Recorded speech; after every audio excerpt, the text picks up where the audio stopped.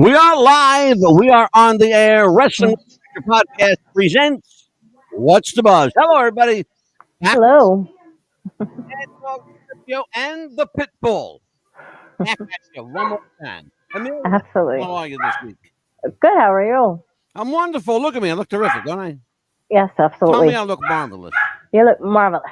Thank you, sweetie. Thank you, sweetie. And speaking of marvelous, we have an incredibly marvelous guest tonight. He is not only marvelous, he's dashing, debonair, handsome beyond all recognition. Absolutely. I'm telling you what, his name is Geoffrey Mark, and he is the man affectionately referred to as the Encyclopedia Britannica of show business. Geoffrey, welcome to the show. How you doing, my friend? Yes, Happy to welcome. be here with you. And I love the opening. I love seeing all those wonderful wrestlers. I used to, when I was a kid, I was a big fan of professional wrestling. Oh, wow. Really? We didn't know that. Oh, wow. You didn't ask me. Yeah, well, no, I did kind of know, to be honest. That's Just part like of you did. why I used that intro and not my standard intro. In fact, I think I had a little an intimate moment with one or two of those fellows. So Oh, yeah, I'm sure. Well, I wouldn't be surprised whatsoever. Let me tell everybody a little bit about you. You were born Geoffrey Mark Fiddleman in a subdued suburb in a land far, far away called Brooklyn, New York. And that would be one of the last times you would be known by that name because the world at large would know you simply as Geoffrey Mark. You well, were there's a a man reason for that. destined and born for the entertainment arts. Some people are gifted at birth. Some people have gifted the greatness bestowed upon them. I think in your case, my friend, being gifted was just a matter of accepting who you are. Mhm. You are I an entertainer, an actor, a writer, a producer, a performance artist, a spoken word artist, and a hell of a nice guy. In fact, I know this because it says so on my Chiron right here. Actor, writer, producer, performance artist, and hell of a nice guy. and a jazz singer. Yeah. There you go. We're going to talk about that tonight, too. One of the things that fascinates me, because I grew up in this generation, you and I are of that same generation. And I think we're the same age. We're 63, 64. We are. And so I grew up and as with you, in what we call the golden age of television. Yes. And we also grew up in the golden age of live entertainment. We had people like Sammy Davis Jr., Frank Sinatra, Dean Martin, Jerry Lewis. Oh my God, Danny Lewis. We had people like Norm Crosby, who could double talk his way out of everything. And a dear, dear friend of mine. What a wonderful, sweet, sweet guy he was. Yes. I never had the chance, and one thing that my bucket list, I never had the chance to go to the Friars Club. Oh, I was a member. Yeah, I know you were, and that's why I'm telling you. So one thing that I never had a chance to do was become, like to become close enough with somebody to get in, on like a buddy pass or like I'm with him kind of thing. But I know people that have been there. In fact, we just recently lost one of the preeminent members of the Friars, Gilbert Gottfried, Mhm. who he just performed here in New Jersey, in Atlantic City, not 2.5 months ago, and such and a nice man. yeah, yeah, sweet guy. Gilbert was, he had that voice that everybody recognized. Mhm. Well, But that's what made him so famous. He was one of a kind. Yeah, Mhm. but It few isn't like people- there aren't 17 Gilbert Gottfrieds out there. No, no, thank God there was only one. He was a national treasure for sure. Let's talk about this, greatness being bestowed upon you and being born with the ability to kind of like fit into this world. I mentioned to you privately, and I'll share this publicly. At 8 years old, something remarkable happened in your life, and had it not gone another way, perhaps you and I may not be having this conversation. Mm-hmm. But at 8, your parents were visited by entertainment representatives. Tell us a little bit about that. Well, actually, I was. Oh, you were. They Uh-huh. came to my school. We lived for about a year and a half in Los Angeles. My father liked to run away from his troubles, and his way of running was to move different places. I got So you. Brooklyn was home, but we lived in other places. And I was at a place called the Dixie Canyon Elementary School in Sherman Oaks, California, which was the place where Patty Peterson was going next door from a Donna Reed show to the Catholic school, and Lisa Loring from the Addams Family was in my class. Oh my God. So because of that, there were always people hovering around. And there were people hovering around me anyway. From the moment I entered that school, there were people hovering over me. I skipped 2 grades in that school because they were hovering over me. And I sang "Let There Be Peace on Earth" at an assembly. And in the playground, the playground area of the school, Yeah. the principal allowed first a man from Desilu Studios offered me a contract to be a contract player, a contract kid for Desilu. Because of the red hair, I have to assume they were thinking about something with Lucille Ball. Parents wouldn't allow it. Yeah. Art Linkletter's people came. They wanted to have me on his show to be one of the kids he interviewed. Parents wouldn't have it. Then Danny Kaye's people came to me, and they wanted me to solo. They wanted me to sing "Let There Be Peace on Earth" on their Christmas episode. Oh, And my wow. parents wouldn't. In fact, I have that show on videotape. Oh And my they God. put in a children's chorus instead of me because the song is there. Yeah. Just I'm not there. But Wow. once I knew that level of interest was after me, Mm-hmm. that was it. There was no longer any question in my mind. Somehow or other, and God took care of the other by my parents divorcing me when I was 15. So I was on my own, not of my own choosing, but as long as I was going into show business. And I did. That's an interest. Can we talk Wow. about that? Are you comfortable talking about that? If I wasn't, I wouldn't have brought it up. You mentioned your parents divorcing you. That's an interesting phenomenon that happens once in a while. There are a couple of famous examples of it. There's a great deal of freedom in a situation like that if you know what you're doing. Nobody knows what they're doing at 15. No. I stumbled around in the dark, but I guess I stumbled well. Well, I think your stumbling foot was led by a divine presence that you could not see. I agree with you. My first day of high school, I met the love of my life. I was 9 days away from being 14. I met Joel my first day, and that was that. Yeah. 2 years later, I was emancipated, not of my own doing. I started doing dinner theater and summer stock. The next year, I made my first movie. The next year, I was in my first off-Broadway show. The next year, I was playing at the Playboy Club. So I got started very early. I had to earn a living. I had to do something. Yeah. I wasn't going to become a doctor like my grandmother wanted. I wasn't going to work for the post office like my mother wanted. Right.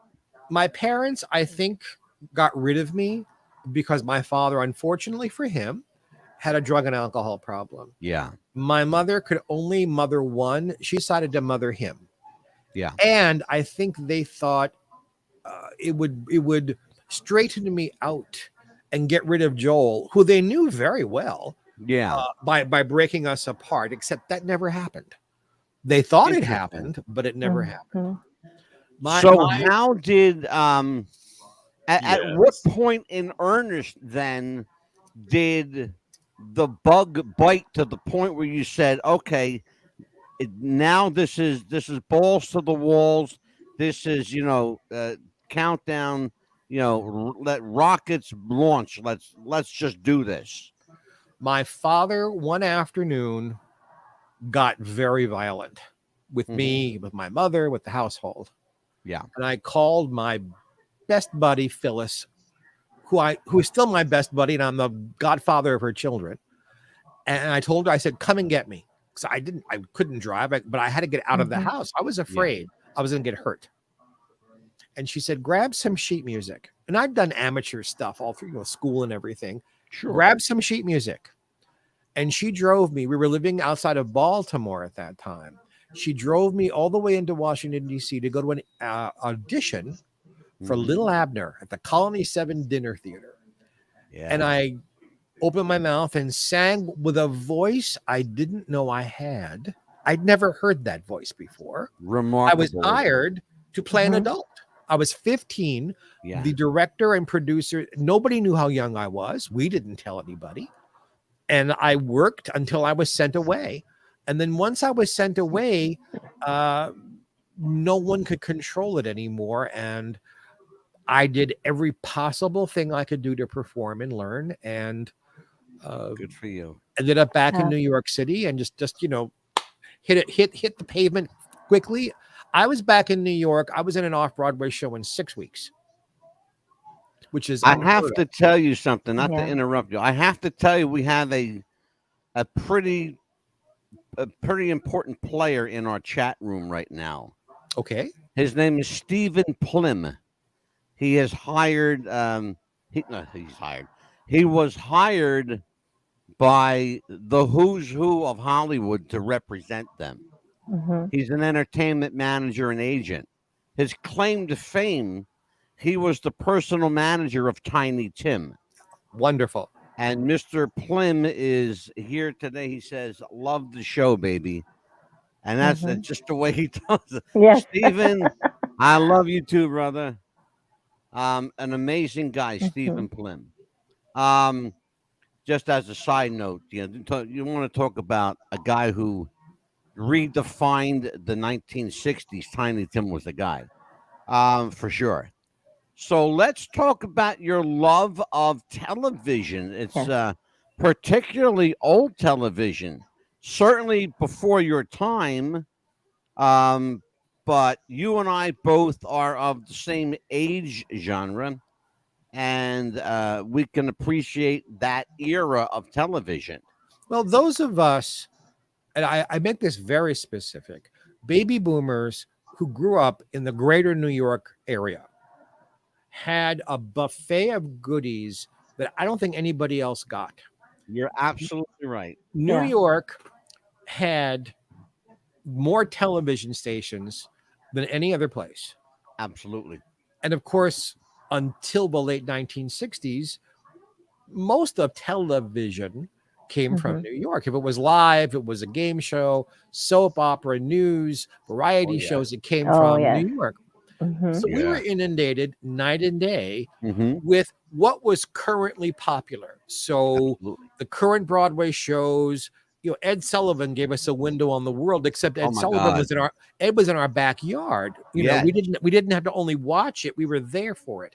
But we also got to watch reruns of television shows from the late 40s and 50s. Absolutely. We also got to watch classic old films. So baby boomers, all of us that certain age, we knew who Fanny Brice was before Funny Girl. Sure. We knew who Eddie Cantor was. We knew who Al Jolson was. We knew who George Jessel was. We knew who our grandparents loved. Then we knew who our parents loved. And then we knew what was, the Beatles and all the stuff that was current. Sid Bernstein, who brought the Beatles to this country, was my cousin. So it was in my house. Yes. I was exposed to all of this. Yeah. And I knew, from the time I was 2.5, this was the path for me. There was never, in my mind, any question about it. Remarkable. It's absolutely remarkable. The generation that, and everybody who watches the show knows, I'm 63. The generation that grew up watching Lucy, oh my God, Father Knows Best, the Danny Thomas Show, Dick Van Dyke, Donna Reed Show. Donna Reed, absolutely. That was like, a, a master's course in television, Mhm. in And all the television comedy. and all the Yes. kid actors and all of those shows are my friends. Mhm. And that's the remarkable part. You got to not only watch the shows, but live the dream of knowing who these people were. Yeah. Yeah. I got to the residual of it. I got the,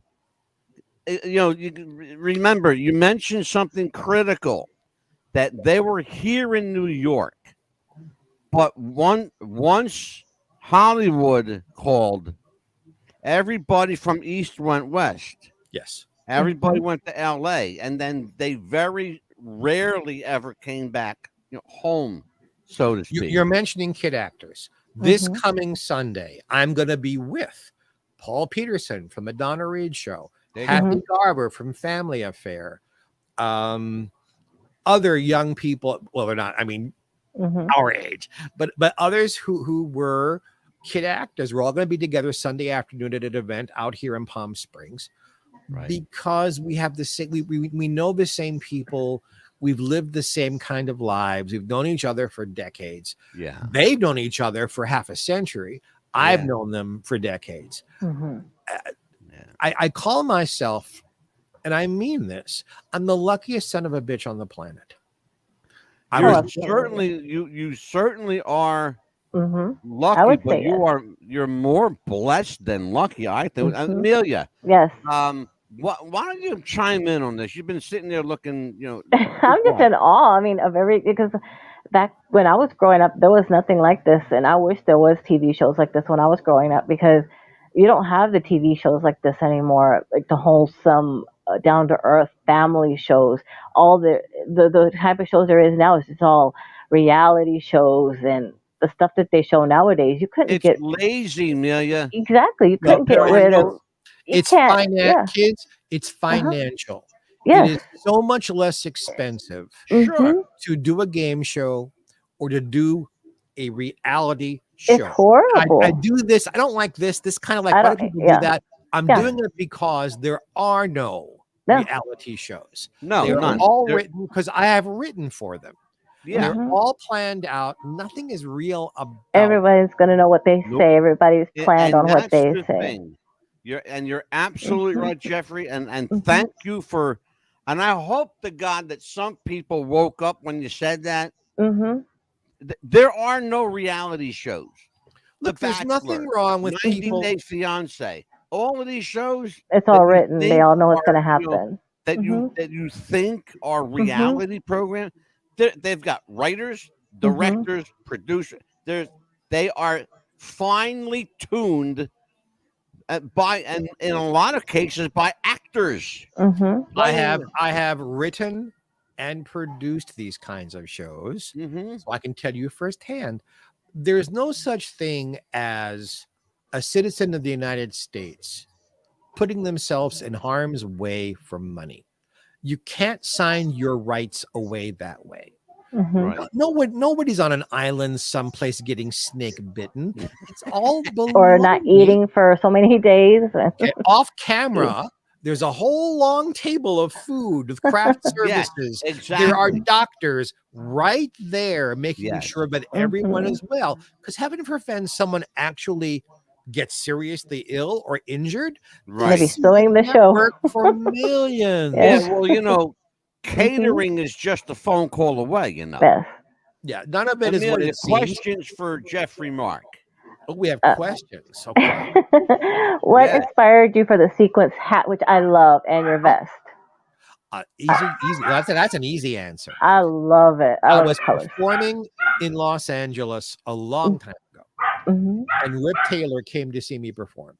Oh, I love Rip Taylor. He's And one of Rip my came favorites. with Chuck McCann, who Mhm. was a very famous TV kid show host in New York and Mhm. cartoon voice. Mhm. Yeah. And they took me out to dinner, and Rip said to me, "Jeffrey, you are magic on stage, Mhm.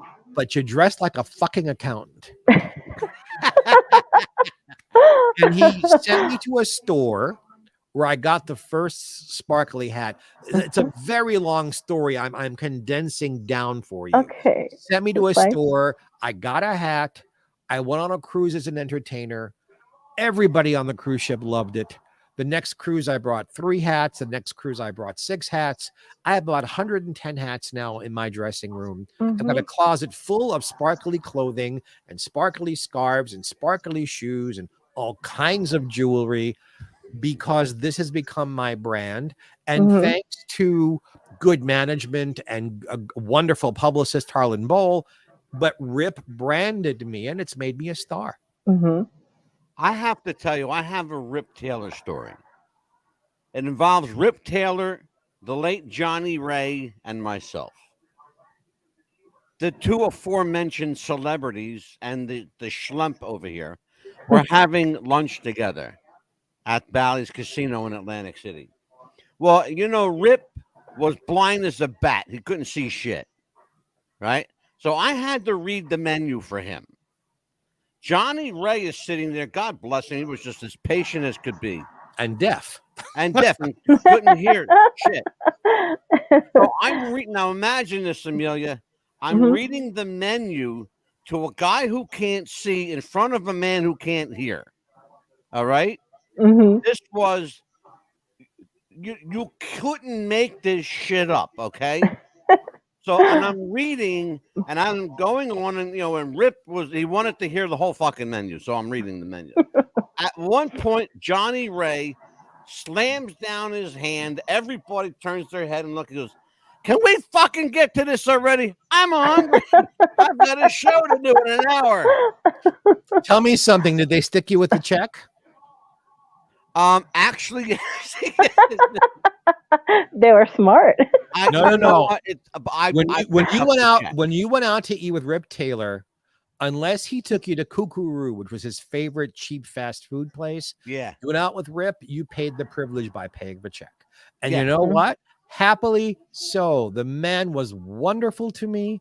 Yeah. He was an enormous presence in my life. And, I will tell you, it was an honor to pick up the check. I knew going in I was going to pick up the check. It was, because it was my, I invited them. In Atlantic City, I was blessed and very fortunate to meet a lot of the A-listers. Certainly people who may have been past their prime but still held nostalgic value. Johnny Ray was one of them. Leslie Uggams was another one of my favorite people. The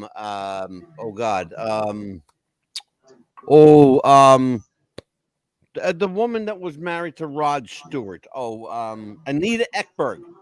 Anita Ekberg. A few people realize this, but she was actually a pretty damn good little singer. And she sang at our club there in Atlantic City. But I've had the chance to rub elbows with some of these people. Certainly not to the degree that Geoffrey Mark has. So I want to ask you, was there anyone among these people that you legitimately felt starstruck by? Well, of course. How can you spend time with Milton Berle or Ethel Merman or Mary Martin or Carol Channing or Kay Ballard and not feel a little starstruck? Yeah. The trick, of course, is to quickly and be a person with these folks. Yeah. Fandom is nice for a few minutes. It gets kind of cold and stale at dinner. Yeah. So you learn to relate to them as persons. Sure. And some of them became very close friends. Dawn Wells from Gilligan's Island, one of my best friends. I will tell you that Dawn was a wonderfully, incredibly bright woman. Oh, you don't have to tell me. I know. I knew her. We were close buddies for over 25 years. Jack Riley from the Bob Newhart Show and I were very close. Jack Carter and I were very close. And he's a guy I always liked, Jack Carter. Every impression sounded the same, but who cared? Because he was fucking hilarious. Louis and I were good buddies. Howard Morris and I were close friends. Wow. Milton Berle and I were buddies, not as close, because getting close to Milton was not easy. I especially towards danced the end with of his Milton life. Berle. I'm sorry. I danced with Milton Berle. I went to the men's room with Milton Berle.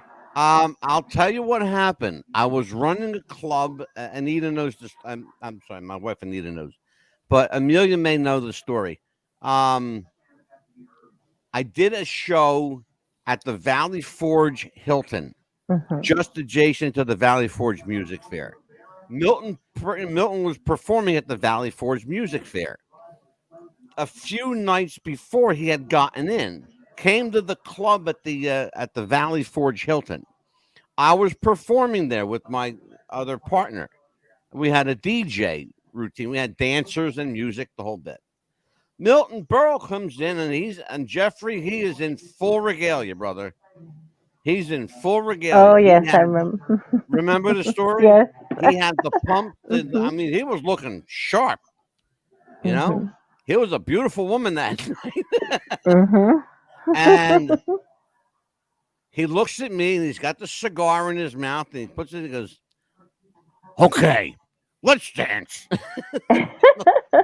So I went, okay. So I had to Mhm. lead. It was funny though, because he wanted to lead.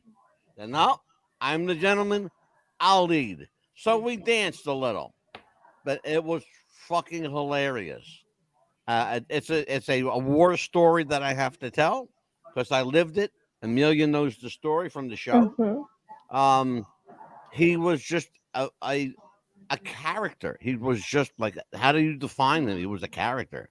You Mhm. know, one of the probably the most influential singular performer in television. I think that's not a stretch to say that. Certainly in the variety format, he invented it. Mhm. And there really was nobody better at it. Milton privately was different. Yeah. Milton, like many people I know in the business, didn't really like people who weren't in the business. He Rosemary, another dear friend of mine, Rosemary called them civilians and Mhm. tolerated civilians. But if you knew your stuff, if you could talk to Milton about vaudeville and radio and early Mhm. television, and you knew what you were talking about, Milton adored you. And we Mhm. spent hours and hours Yeah. doing that. And that therein was the connection between Milton Berle and I.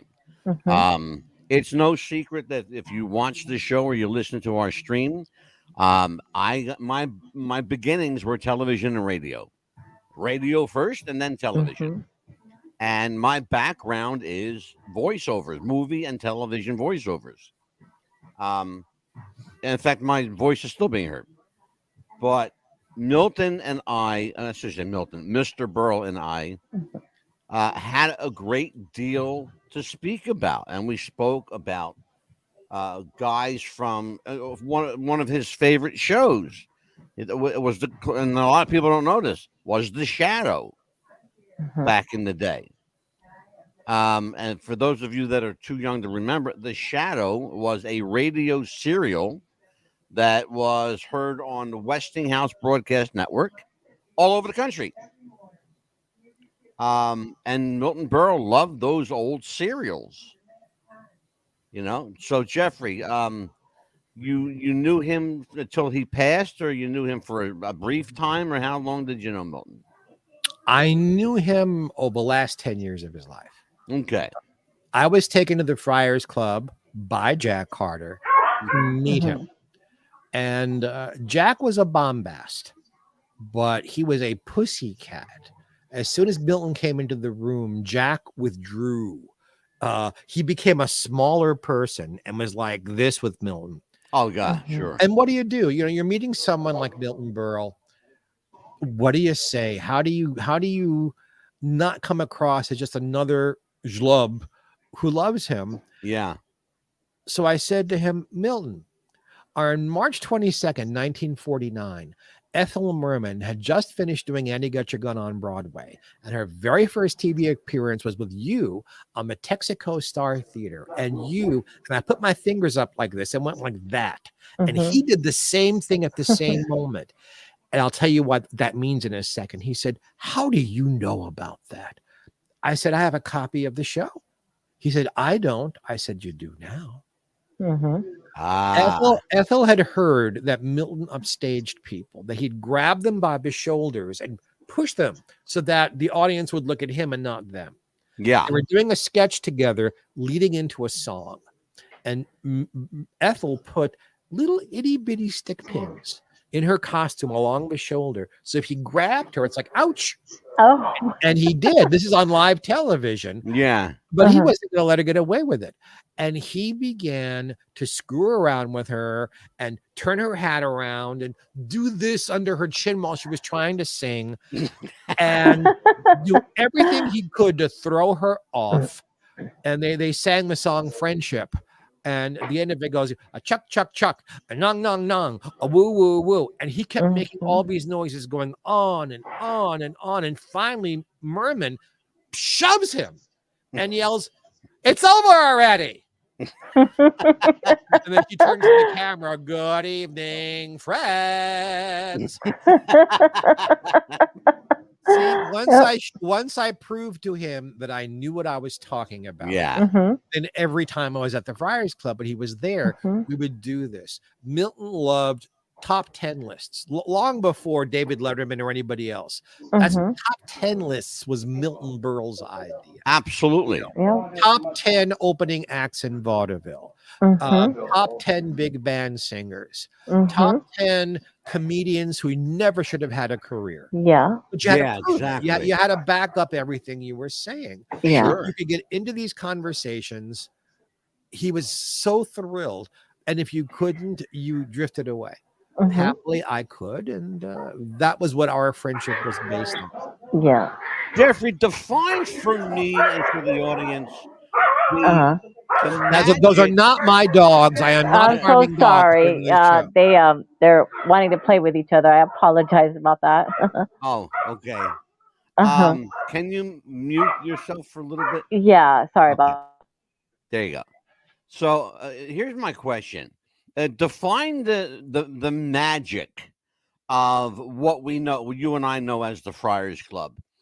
Besides being a fraternity of comedians, what is it about that place, that building, and that organization that is so, and I'll use this word, sacred?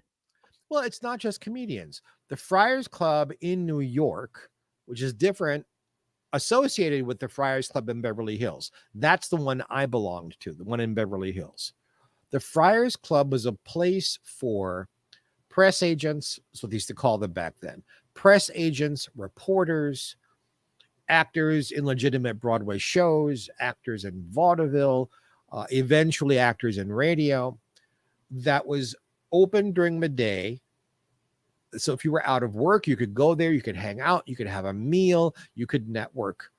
Or it was open at night, before a show, after a show. Hey, I just did this Broadway show. I'm hungry. I'd love to talk with some friends, but I don't want to go to a restaurant and deal with fans. And I can go to the Friars Club and hang out with my peers and have good, really good food and good conversation, or play cards, or smoke a cigar, or get drunk, or get laid, whatever you were looking for that evening. It was just a great place to go. You couldn't be a friar unless you actually had a career that was recognizable. You had to be sponsored by someone to be a friar. Jack Riley sponsored me.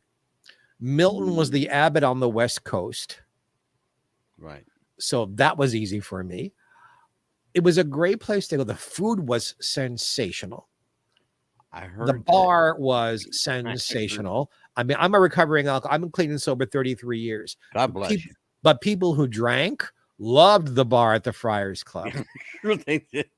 The Friars Club West Coast was, I mean, I could go there and sit with movie stars, sit with big time screenwriters, sit with directors. Where the Friars Club in New York really is more about comedians, stand-up people. Yeah. So, you know, I could go to the Friars Club and, oh, there's Sid Charisse. I think I'll join her for dinner. Yeah. And, Julie Andrews is here with Blake Edwards. I'll go sit with them for a little while and see what they're up to. It's phantasmagoria, a smorgasbord of goodies, especially for people like us who grew up admiring these people. And then you realize, oh, good heavens, I'm among them.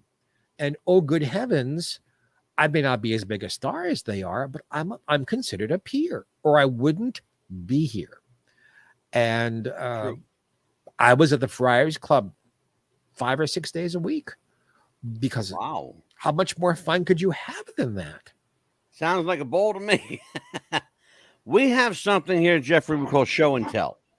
This is your opportunity for me to shut up and for you to tell your stories. Pick a topic, young man. Hey. Oh, good heavens. There he is. Indeed. That was lady. That was my first book on Ella Fitzgerald. I've written 2 of them. That's the book that kind of reignited my career.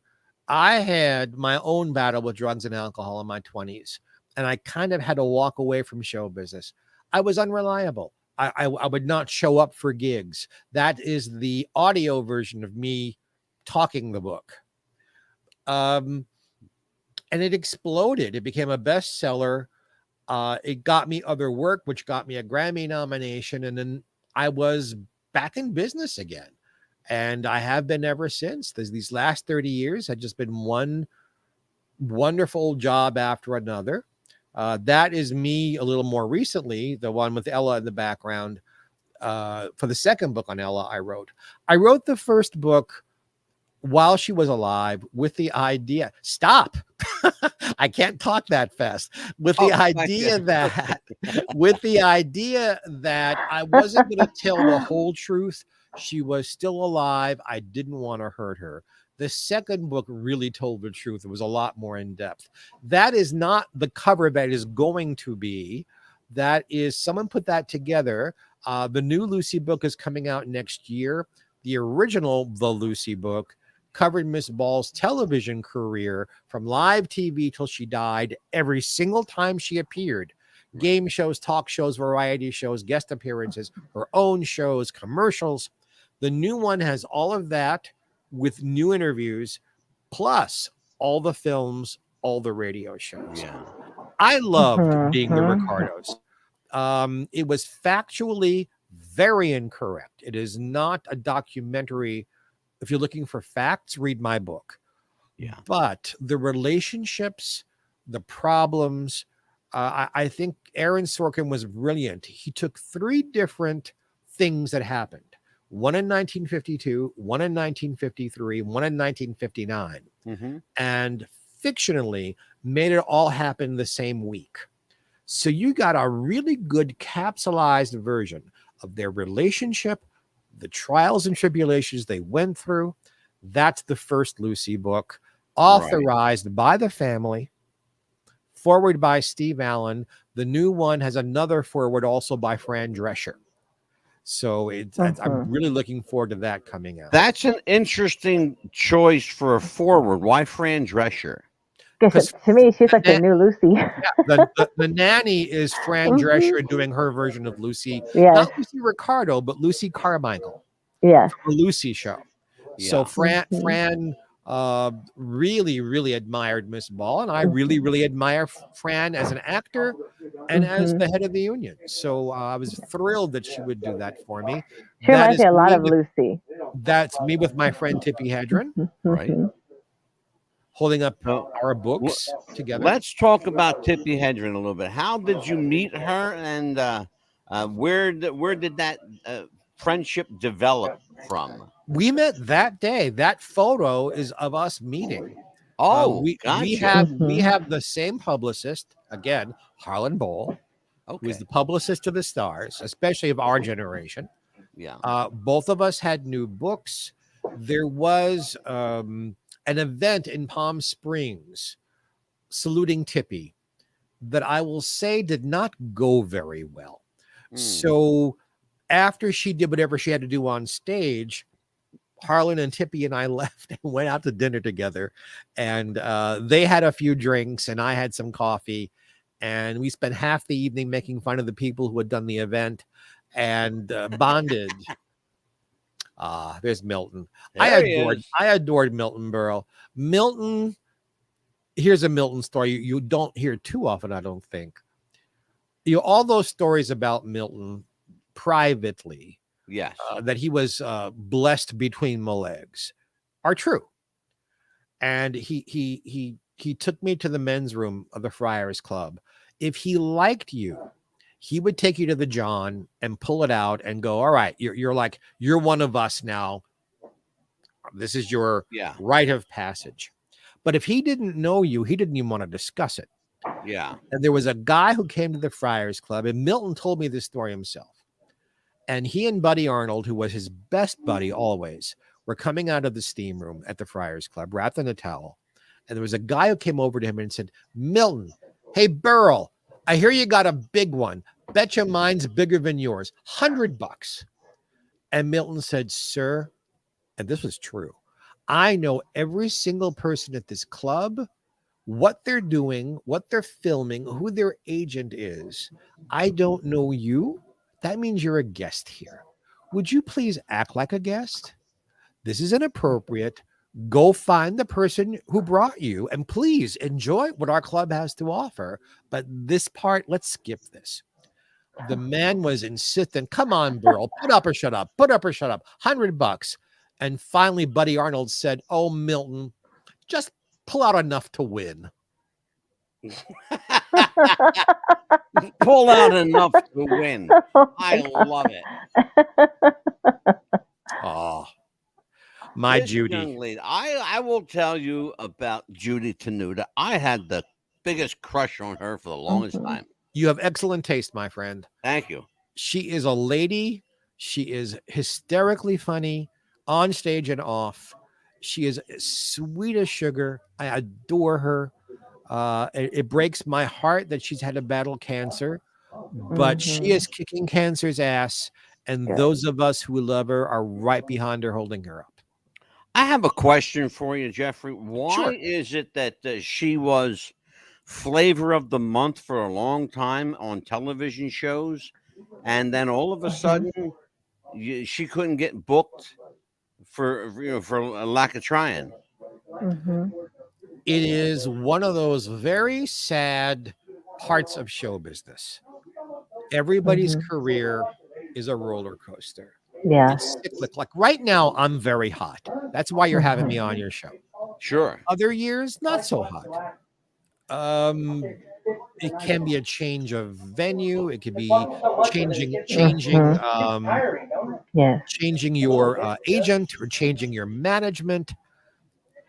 We never know why these things happen, or just another comedian comes along who's enough like you, but they're new and they're different and they're younger. Yeah. But Judy has lost nothing. We'll talk about Miss Merman in a moment. Judy has lost nothing. She has still got, she's burning on every burner with her humor. And I'm so thrilled that we are dear friends and I get to see her very often. So that's Judy. So I wrote this book because there had not been a really good book written about Ethel Merman.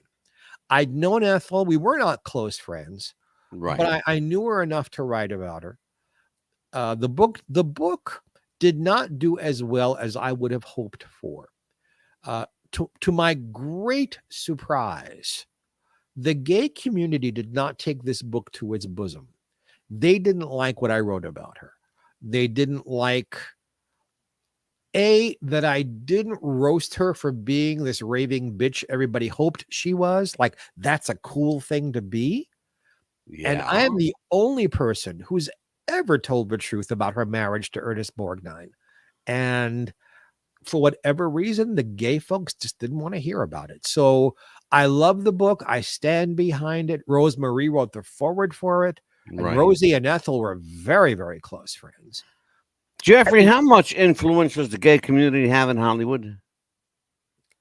When I got clean and sober, I had lunch with Paul Peterson, who has mentored me. I've known Paul since I'm 8 years old because his sister was in school next door to me, and I used to talk with him after school when he picked her up. So I've known Paul a very long time. Right. And Paul said, Geoffrey, It is as true today. Oh, I was so fat then. True today as it ever has been. Hollywood, not that's my mother and Carol Channing and me.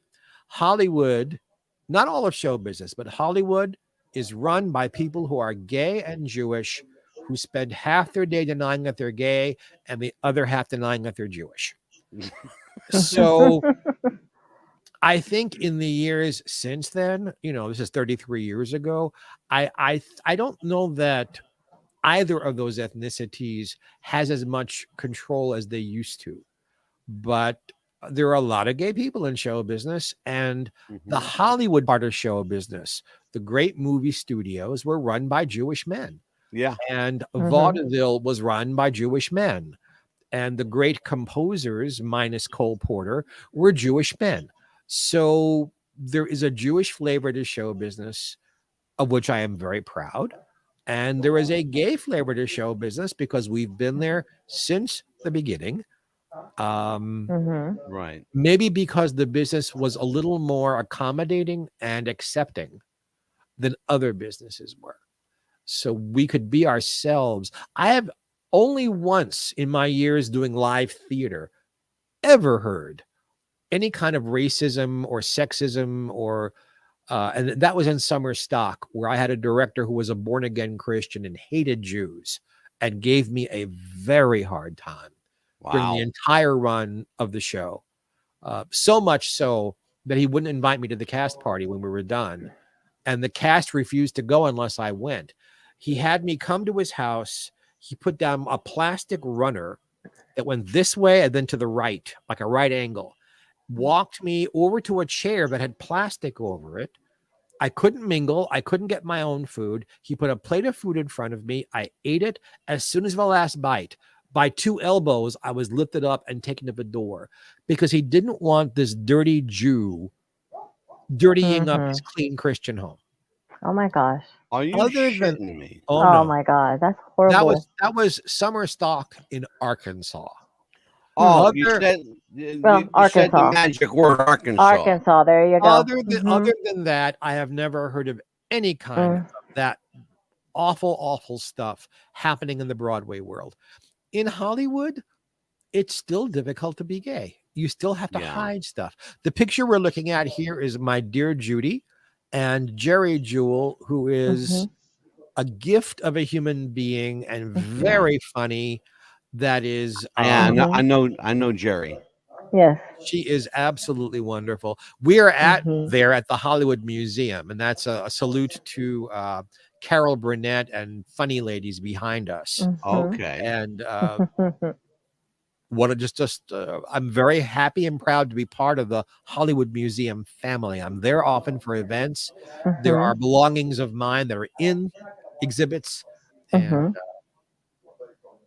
incredible. I'll tell you absolutely. what, it's remarkable. You've got a plethora of stories that you've barely scratched the surface of. I want to start scratching the surface here. Right. I've got to ask you a question. I would be remiss in my job if I didn't ask a few questions. All right. The Spirit of the King. You directed the show about Elvis. How did Elvis come into your life?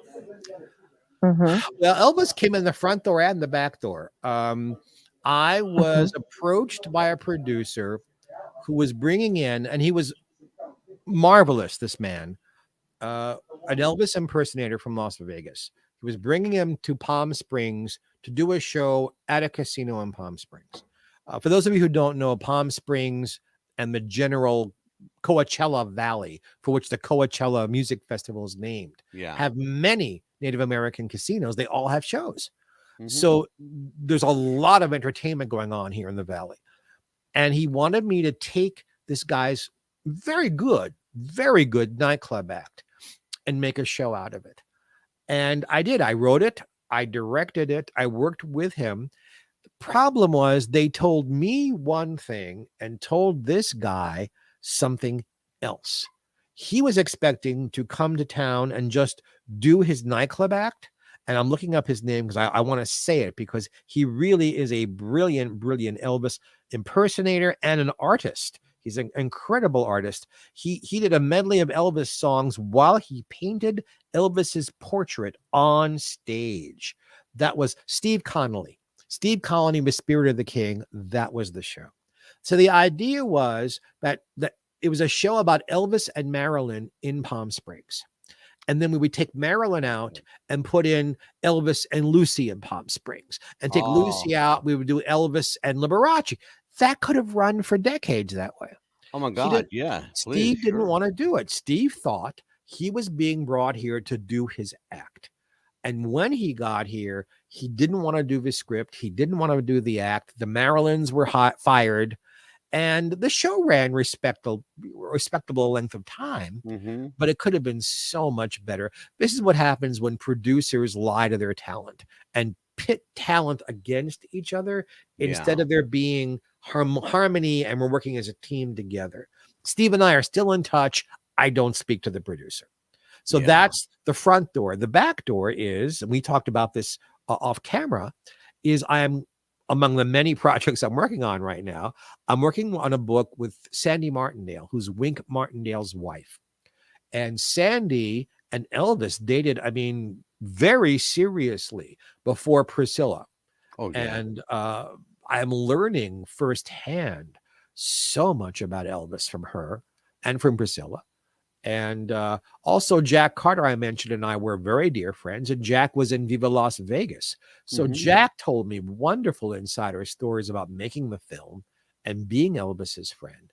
So although I never got to meet the man, I feel like he's a part of my life. Incredible. I actually did get to meet him.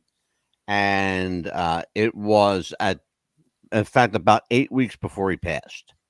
Right here in Philadelphia at the time called the Spectrum, the Philadelphia Spectrum. And it was a sad occasion. It was bittersweet. He was way out of shape, very big, not terribly coherent.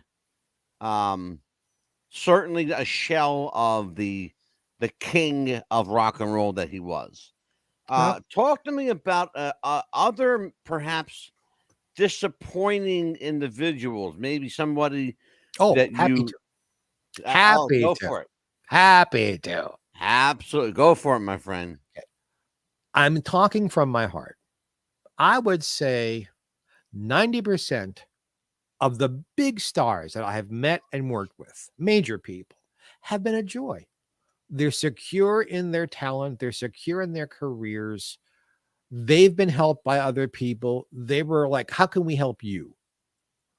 How wonderful. And then there's a 10%.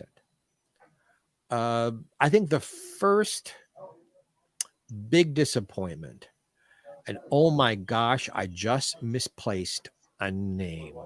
The man who was the star of The Untouchables on television. Robert Stack. Robert Stack and I were in an airport in Los Angeles. He was flying first class. I was flying business class to New York. I approached him in the lounge. Hey, while you're in New York, would you please let me interview you for the Lucy book? Because he did an episode of the Lucy show. He said, well, we've got 5.5 hours to kill. Why don't you interview me on the plane? I said, well, thank you. And he arranged. This was back in the days of the wide body jets, the huge jets. Yeah. And there was like a little sitting area for the flight attendants with a curtain, like 2 couches facing each other. And he arranged for coffee and cookies to be served and for me to interview him. And I'm interviewing him. And all of a sudden, he's like, what is it with you homosexuals? Why can't you leave these women who are dead alone? Why are you picking their bones for your money? And I said to him, Mr. Stack, I agreed to this interview. Mr. Stack, I arranged for us to sit here and have cookies and cake. No, you did that. If you feel that way, please let me apologize and I'll leave. And he said, no. You've already started. Let me finish. And I finished as quickly as I could. Yeah. Go back to my seat in business class. Now, maybe it was because he was traveling with someone in first class who didn't happen to be his wife. So perhaps he was a little nervous or unnerved. Gotcha. About 20 minutes later, and I'm sitting on the aisle, I see coming back from the where the pilots sit from the cockpit. They're coming back towards me. Every single flight attendant on the flight. I thought, holy Hannah, he's arranged for them to give me a parachute and get me off the airplane off the guy. I'm gonna end up somewhere over Detroit, parachuting down. Incredible. The head flight attendant came. Now, of course, everybody's looking at me. And from behind her back, she produced a magnum of champagne. I don't know if you know what a magnum is. For those of you who don't know, absolutely. it's a large bottle of champagne on steroids. Yes. It's like 2 feet long. It's huge and very, very expensive.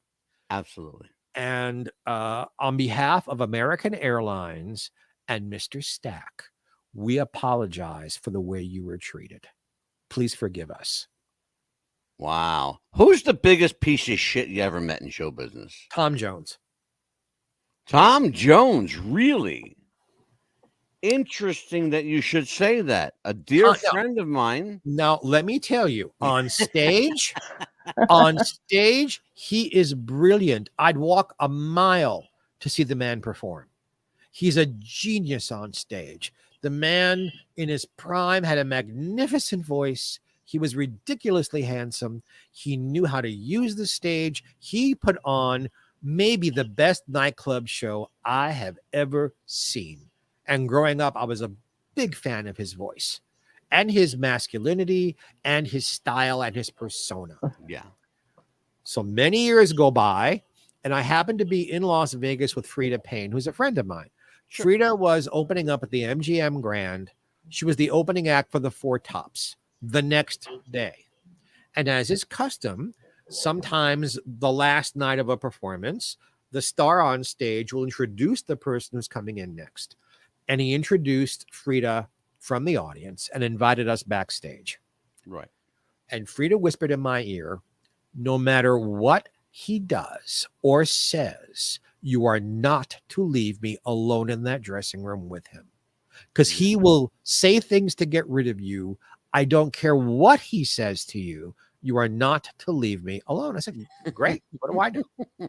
We go back, and now he's a friend of yours. I don't want to hurt your feelings, sir. No, what I was going to say is a friend of mine, Steve McCoy, is the world's #1 Tom Jones impersonator, and he knows Tom very well. So this is what happened backstage. Yeah. Tom was there with his dresser and his people. Yeah. And, there's the legend and there's the person. There was a girdle. There was something stuffed down his pants. There were lifts in the shoes. The hair was mostly black spray. All right. We all have a persona we present ourselves on stage with. I have no problem with any of that. The problem I had was his almost immediately, hey, love, get rid of the poofta, and why don't you and I have a shag? He called me every name for gay that's not nice you could think of. I kept trying to tell him who I was. And, Ella was on your show. Talk about Ella on your show. No. You go suck a cock someplace. And Frida had her hand in my arm with nails, digging. I thought I was going to bleed, that I shouldn't walk out on her. Oh, well, shit. Then I had enough. I have great respect for talent and Tom's talent. I sincerely think he's brilliant. And I said, Tom, you know somebody in my family. He was like, I know somebody in your family? I said, yes, Beverly Harrell. And I saw the blood start to drain out of his face. My cousin, or my mother's first cousin, Beverly Harrell, owned the first legal brothel in Nevada, the Cottontail Ranch. And I said to Tom, Bev had photos of you at the ranch, like all dozens and dozens of photos of you there that I've seen. And she's told me all the stories. And I said, and I have the photos now, because Bev had passed away. We were out of that dressing room in 30 seconds. And Frida grabbed me and said, how did you come up with that? I said, it's the truth. Mhm. I would never be rude to him, but he was being rude to me. And you know what? I Mhm. don't let people bully me anymore. You're going to No, you bully should me. No. never anyway. I So am utterly astounded that he would behave that in someone Mhm. who clearly he doesn't know, and not knowing someone is a bad thing in that position because he doesn't know if you're going to write something about him, broadcast something about him. That's a bad position to be in.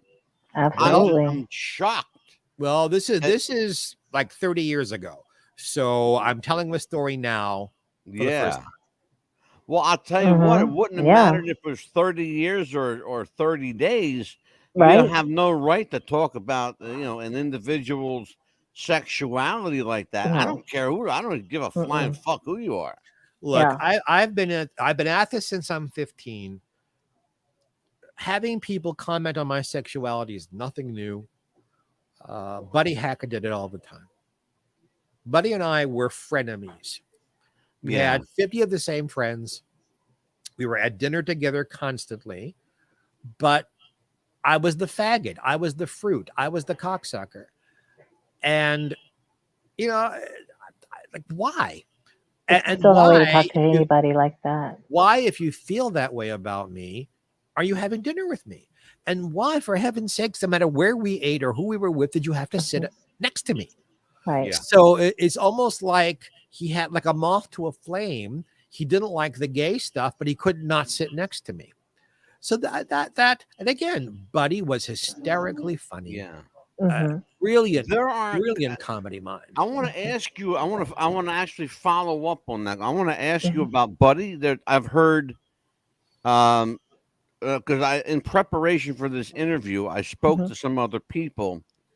There are a couple of names that came up that I was told to ask you about. Okay. Buddy Hackett was one. I'm glad you mentioned him Mhm. without being prompted. The other one was Mhm. Johnny Carson. Yes. The mean spirited nature of Buddy Hackett and Mhm. Johnny Carson. I can speak to Buddies. I can't speak to Johnny's. When I was working on the Ethel Merman book, uh, Johnny's entire treasure trove of videos Mm-hmm. are controlled by, and I guess owned by, his nephew Jeff Sotzing. So I called Jeff. I said, "Look, I'm working on this book. I have a list of all the times she was on with Johnny. I know the stuff from the 60s doesn't exist anymore, but here's stuff from the 70s. I have these. I don't have these." And he said, "Jeff, it's $500 an hour for us to copy these from the original master tapes onto, in those days, VHS for you." Yeah. I said, "Jeff, I don't have that kind of money. I didn't get that kind of an advance to pay for it." He said, "You didn't? You didn't get a couple $100,000?" I said, "No, I didn't." He said, "Be by your phone in 30 minutes." And 29 minutes and 59 seconds later, ring, ring, ring. "Hey, Jeff, it's Jeff. I just talked to Johnny. Johnny is paying for everything. You'll get the message over to you in a couple of days." So, as far as I'm concerned, Johnny Carson was wonderful. Wow. Incredible. We've heard horror stories on this show about Johnny Carson, particularly his mean spirited nature, his duplicitous personality. Are there any people that struck you as being overtly duplicitous? One person on stage, another Well, behind the first, curtain. first of all, that's everybody in show business. All of us are one person, either in front of the camera, on Yeah. stage, on mic, or and another person. This may come as a surprise to you, but if I'm not visiting with you on video, I don't sit here in sequence. This is my home. This is my office. That is my Emmy over there.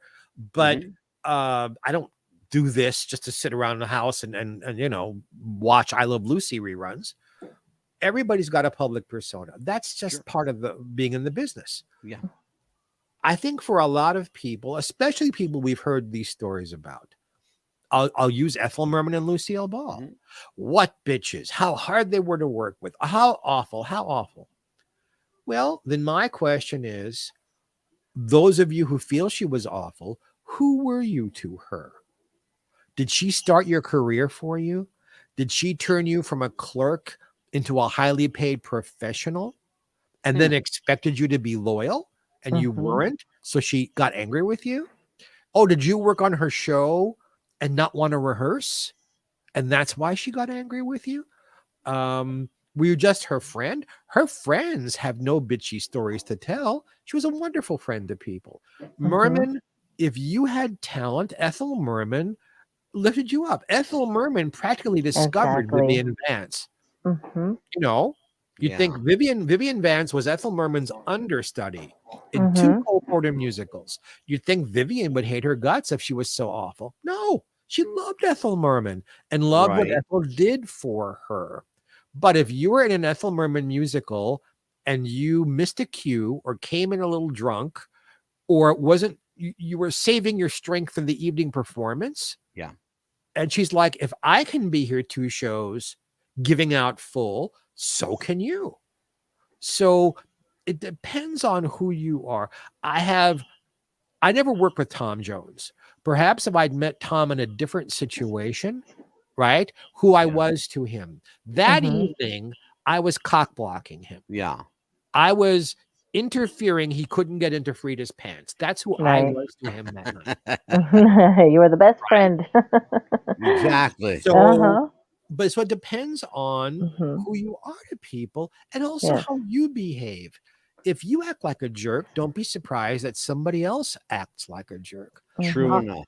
Andy Williams was very cold to me. Mm-hmm. I interviewed him for the Ella book. He was on the phone. We did it by phone. Very, very difficult, right? Mm-hmm. And yet, 4 or 5 days later, I get in the mail VHS tapes from Andy's private library of every time he worked together with Ella as a gift. Oh. Isn't that incredible? So, you know, a lot of these times when there have been books written about Lucille Ball, about what a bitch she was Yeah. and how she was terrible to Jack Benny. All right. Mm-hmm. So I went to Jack Benny's manager, Irving Fine. I said, Irving, are these stories true? And he said, Jeff, I was there. I was his manager. Jack Benny didn't need Lucille Ball. Lucille Ball needed Jack Benny. If I Mhm. would have seen her kicking him Mhm. or putting him on the floor or yelling Right. at him, I would have removed him from the set and told her to go fuck herself. He said Right. it never happened. Yes. Incredible. So Ego. Yeah. Egos are Exactly. nothing new in the entertainment business. Mm-mm. and Certainly, an ego. people want to sell books. Yes. They're very Yeah. happy to say things in books that aren't true because they think, "Ooh, I'll sell more copies if I say this." Right. So See, here's I here's stand the thing. behind everything I've ever written. And Good. my memoirs are coming out next year, and I stand behind everything I've written in that too.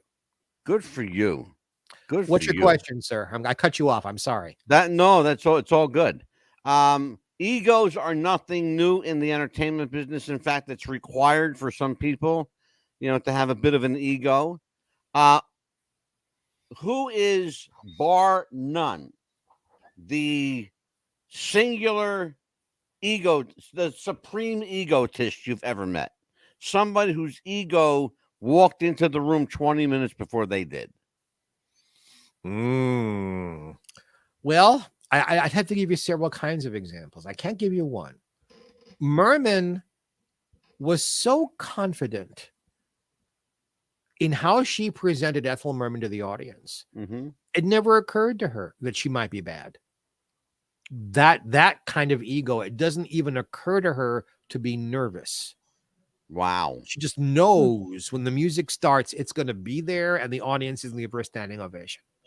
And even when she wasn't very good, and sometimes it happens, you have a bad throat, you're having a bad day, you didn't sleep well, the audience has adored her. Then there's someone like Jack Carter. I adored Jack. We were very, very close friends. But Jack's anger because of his ego.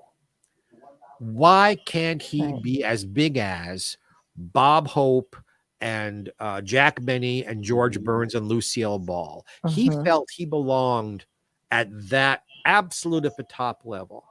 Mhm. No, but he's in the level right underneath them. but it drove him wild. Yes. That I he wasn't always up thought there. that Jack Carter was an incredibly gifted actor, Yeah. a funny guy, given the circumstances, whatever he had to do. But I did not consider him, nor did I appreciate his talent, and still don't, as an impressionist. But yet, most people regard him as an impressionist. Not really. Yeah. He was Really? a stand-up comedian who did a few impressions. A few. Yeah. Okay, Ed I'll Sullivan. accept that. That He sounds did, Yeah. he did Ed Sullivan. He did a very few impressions. Jack, that wasn't Jack. Jack was not like Rich Little. That wasn't his main. Yeah. This is stuff he threw into his act from time to time. And Bob Hope was really, really a nice person. My uncle ended up working as a janitor at one of his golf courses back in California. Bob Hope was a dick. Okay. Really? He wasn't that I way too much. met He was Bob- really nice to us. I rest my case. Bob It depends on Really? who you were to Mhm. him. Valley Forge Music Fair, Mhm. 1979. Bob Hope was a prick. Really? He Okay. wasn't that way to my uncle. He didn't He- come across that he way to us was, when we met him. An egotistical, no, pardon the pun, nose in the air, better than everybody else. Fuck him. Okay. See, now my Bob Hope. publicist Harlan He must have Bowl, had a good day whenever I met him, I guess.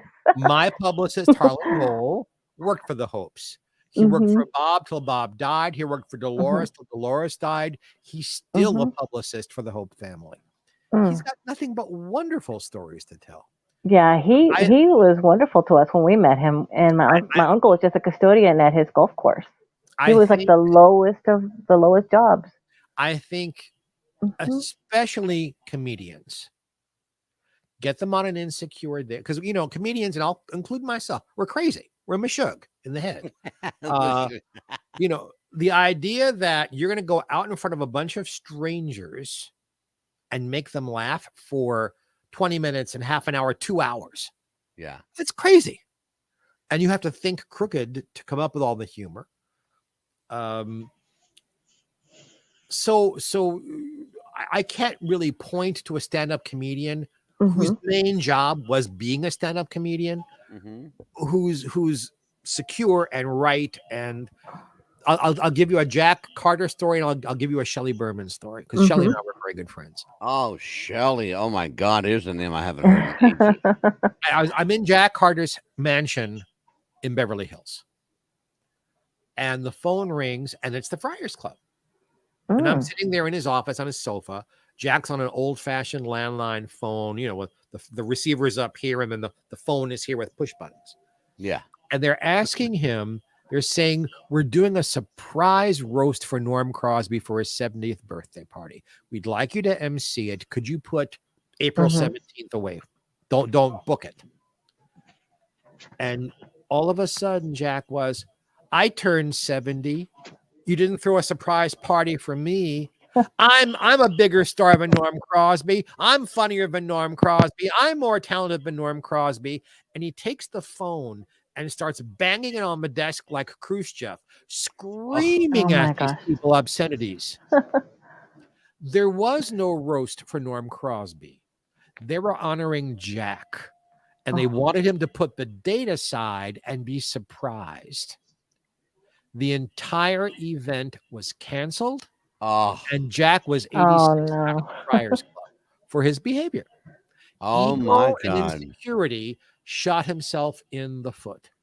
We're doing different story. We're doing a benefit. Shelley Berman is the headliner.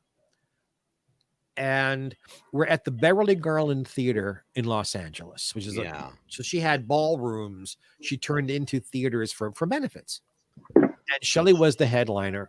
And you have a large stage, and you have wide rows of people sitting there. And at the end were aisles to go to the John. There was no middle aisle. Right. And this little old man is sitting in the front row, and in the middle of Shelley's part of the show, decides he has to go to the canyon.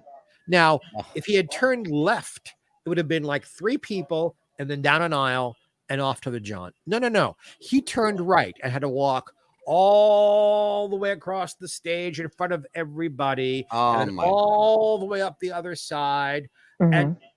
Shelley lost the people. He just had to let the guy go and then pick up his act and make fun of it. Mhm. And then the guy comes back. Well, you figure he learned from the first time. No. He comes around the long way and in front of everybody, and one at a time, people are getting up to let him in. And Shelley begins to kibitz this guy. And this was a man in his 80s who looks up at Shelley and goes, "Fuck you, Shelley Berman." Oh, fuck. How does any comedian recover from that? Because Wow. you can't berate this little old man, but Mhm. you just had a fuck you at you. Mhm. And I knew I had to go backstage. I ran because Shelley Mm. ended the show and went backstage and started throwing furniture. He was so angry and hurt. Oh my Oh goodness. man! And Shelley was no kid. Shelley was in his 80s at this point himself, or 70s. Yeah, So we are Oh. uptight, we're insecure. I think there's a price to pay for having talent, and part of that price is emotional. And yeah, all the Mhm. people you hear all these awful things about, if you follow the story back to its origin yeah. and what the circumstances were. Now, Right. this Uh-huh. is baby boomer people, my peers, and older. Now, young kids today, yeah, they don't give a shit. They Right. want what they want, and they want when they want it. And being nice and being respectful and being a mensch, being Yeah. a person of good character doesn't even come into their equation. That's a difference. But I don't deal with those folks. I don't deal with the crazy young folks. I don't have to. Yeah. If Well, thankfully they come so. to me when they decide to get clean and sober, and I help them. And I help them privately, and I'm not going to give you names. No, Uh, no, you don't need to. and Absolutely. I had one that broke my heart, Corey Haim, who just couldn't get it Yeah. before he died. But Yeah. Troubled young kid. Just, and sometimes you just can't help people. yeah. Mhm. Yeah. He had issues though, but I think his issues went deeper than just substance and emotion. There were issues there, sir, and I'm just not allowed to go into them. But Yeah, I know. there were other Yes. issues Yeah. stemming Mhm. from his youth that were hurting him. Yeah. Dana Plato adored me. Yeah. Every time Mhm. she saw me, it was a kiss on the lips. She kept hoping I'd turn straight and date her. Right. Why, I don't know. You try to help these people, and they kind of, figuratively pour gasoline on themselves and light a match. There's nothing you Yeah, can do. it's that the self-destructive nature of the entertainment business. One of my dear friends that he's actually been a guest on the show several times, but it's a dear personal friend is Mark Sotkin, the writer of Laverne and Shirley, producer of the Golden Girls. A great guy. I don't know if you know Mark or not. He's But got good stories, yeah, man, great stories. several We of which talk, you cannot tell in public. yeah, I know. We've discussed that too. Um, but it's interesting because and you probably know this as well, and I want to try to elicit some advice from you. Um, the um, the comedian and the tortured soul, the guy standing, alone on the stage with 500 of his closest new friends. Um, he's the king of the world for 20 minutes. And then when he leaves that stage, he's back to this, self-destructive, personality. What is it about particularly comedy that is so I don't think it's comedy. heartbreaking? I don't think it's just comedy. I think it's live performing. You Okay, and you know what? you prepare for a Excellent. show. You put on makeup, you put on costumes, you warm up your voice, you get into the zone, so to speak, where you're all focused on giving that performance. And you go out in front of a bunch of complete strangers who you'll never see again. Or maybe you will at another performance, but you won't recognize them. You won't know them. Yeah. And they give you all this love. You perform for however long you perform. I'll be performing May 12th in Palm Springs at Oscar's Supper Club, doing Geoffrey Mark Sings the Ella Fitzgerald Songbook. Absolutely. Well, I'll do all of those things, and I'm performing for 90 minutes. I'm doing 14 songs, which is a lot. Mm-hmm. Well, you've done it.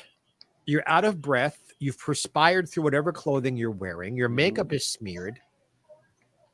Well, if you're a married person or you're in a relationship and you have someone to go home to, because once the performance is over, it doesn't mean the adrenaline stops. That adrenaline keeps pumping for hours after you're done. Mm-hmm. Yes, it does. Absolutely. And if you don't have someone to decompress with, if you don't have a loved one, a dear friend, a spouse, a lover, a child, a doggy, someone who will understand that you're all on edge and that you will eventually calm down. Mm-hmm. People turn to alcohol, they turn to drugs, they turn to sex, they turn to food. Judy Garland said it more than once in 2 of her films. You can't take the audience home with you. It doesn't matter how well you were received out there. Yeah. That's over. Now you are whoever you actually are. The makeup is off. The costume is off. The audience has gone on their way.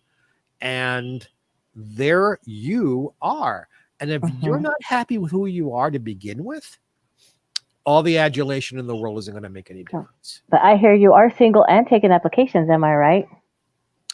I am a widower. And I'm taking applications. See, you hear that? Do you hear that, gentlemen? He's taking applications. Amelia? Mm-hmm. Start printing out some applications. Yeah, that's right. Huh? I'll be the first one to see. I'll do the interviewing. I'm going to give you the final round of questions, and then we will let Geoffrey go for the evening. And sure. My first question was: as a kid growing up, what was your favorite TV show to watch that got you interested into that? I'll give you 2. First and foremost, I love Lucy. Yes, absolutely. It was and still is the best produced, directed, written by, and performed sitcom we've ever had. Yeah. And a game show, to tell the truth. On Monday nights in the early 1960s on CBS, you had To Tell the Truth, I've Got a Secret, and Lucy. Now, my father wanted me in bed at 7 to get rid of me, but there was no negotiating Monday night. I had to stay up for Lucy. So as a family, my grandparents, my great-grandmother, my parents, and I watched those 3 shows together. On the panel of To Tell the Truth was a woman named Kitty Carlisle. Oh, yeah. Who my grandmother thought was the most elegant, ladylike, the epitome of what a woman should be. She was powerful. She was smart. She was educated. She was funny. She was beautiful. She was chic. And she would teach me poise by pointing out things that Mrs. Hart did. I called her Mrs. Hart because that was her married name. Mm-hmm. And my mother and my grandmother was like, argued. It's like, Mommy, he's 4 years old. He's 3 years old. What does he need with Kitty Carlisle? And one week, my grandmother yelled at her back. She said, you don't even know what's in your child. These are the people he's going to be hanging out with when he gets older. He needs to learn how to interact with them now while he's in his formative stages. And she said, someday he's going to be in Kitty Carlisle's living room telling her about this evening and laughing at you. And about 42 years later, I was in Kitty Carlisle's living room telling her the story. No one was laughing. My grandmother had passed and we cried together, she and I. Yeah. But remarkable. If I had done nothing else in my career, but that happened because I didn't make it happen. Mrs. Hart called me. I was in New York doing publicity for the Ethel Merman book. and I get a phone call. Oh, dear boy, would you please bring over a copy of your book to my apartment? And I can't tell you for certain that I didn't open the window of my hotel suite and fly from my hotel over to Fifth Avenue where she and she let me watch her take a singing lesson. And then we spent time together, and very, very grateful for that. And then tangentially, Tom Poston and I became friends as adults, and Tom was a part of To Tell the Truth. So I think I Love Absolutely. Lucy and To Tell the Truth were the two biggest influences for me. I was always a What's My Line guy. I had this thing for Arlene Francis. I don't know why. Because she was funny, and she was elegant and funny and bawdy, and even with her Yes, Boston accent, she was down to Mhm. earth. And absolutely. Yeah, I just wish I knew growing it. up. I just I wish growing knew up the Donna Reed show was on the air when I was growing up, but I was unfortunate to watch it live. But thank goodness for Nick at Night because I love the way they dressed her on the show, Donna Reed. Donna was a beautiful woman Mhm. with very strong work ethics. Mhm. She was not the part she played, Mhm. but I can tell you from Paul Peterson that she treated him very, very well. Yes. And he's got nothing negative to say about her as a person. So Mhm. there you go. A lot is being made recently, for some reason or another. I'm not quite sure what it is, but the Jay North story, Dennis the Menace, Yes. is yeah. Let's talk about Jay North. Jay and I are good buddies. Quite a while ago, about 25 years ago, we started writing his memoirs together. Mhm. Jay wouldn't tell the truth. He would not out his mother Yeah, to be the villain that she actually was. And there were things about his private life that Jay wouldn't cop to. yeah, And the things he would cop to were kind of seedy, but not understandable, meaning they were very sad. Some of it was sexual, yeah. but there was no good reason for it. There was nothing redeemable about the stories. Hmm. And I demurred as like, wait until your mother dies or wait until you can face this. And Yeah, that day has never happened. Uh, incredible. J. Rusty Hamer, may he rest in peace. There you're seeing where parents did children tremendous harm. Being a kid actor, whether it's in New York like I was, or Yeah, you're in the films or on television, you're a kid, but you work just as hard as every adult there does, and hmm, you go to school on top of it. You're being paid to be there. All these millions of dollars, all these people's paychecks rely on your being able to do your job and do it well and do it on exactly. time. An awful lot of pressure for a little one.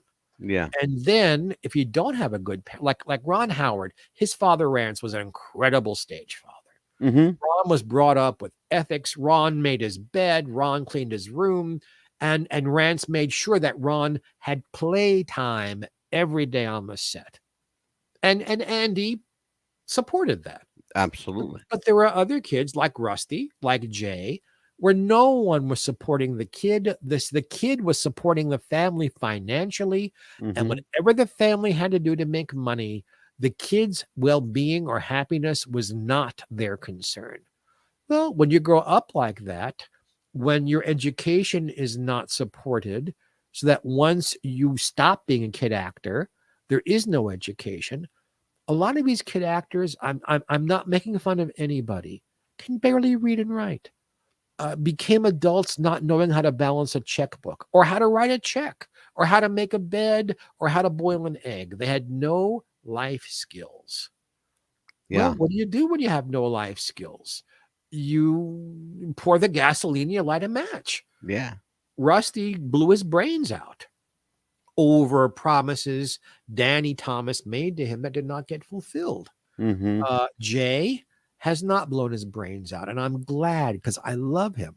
yeah, But he has spent his life working in the Florida penal system, yeah. which gives you a little insight into where his head is, punishing people. Yeah, I know about his life extensively. I know a lot about what's going on with him personally, as I do with several of the people that you spoke about tonight. I won't get into it, nor Nor will and, I. yeah, and nor should anybody. But I will say that it, and I'll just say it this way: it's show business isn't all it's cracked up to be, and you certainly, as Jeffrey Mark said, you pay the price one way or the other. I Um, think show business is the best business in the whole world. I wouldn't have it any other way for me. See, but I chose it for myself. I didn't have parents or guardians choosing it for me.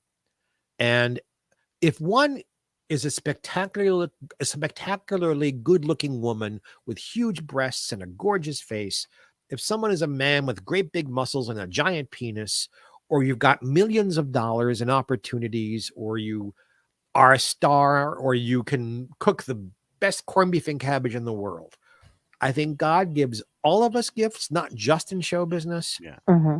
but for every gift, there's a price to pay. And Exactly. in my life, it's been worth it. I was with Joel Kabik for 47 years. We never lived together.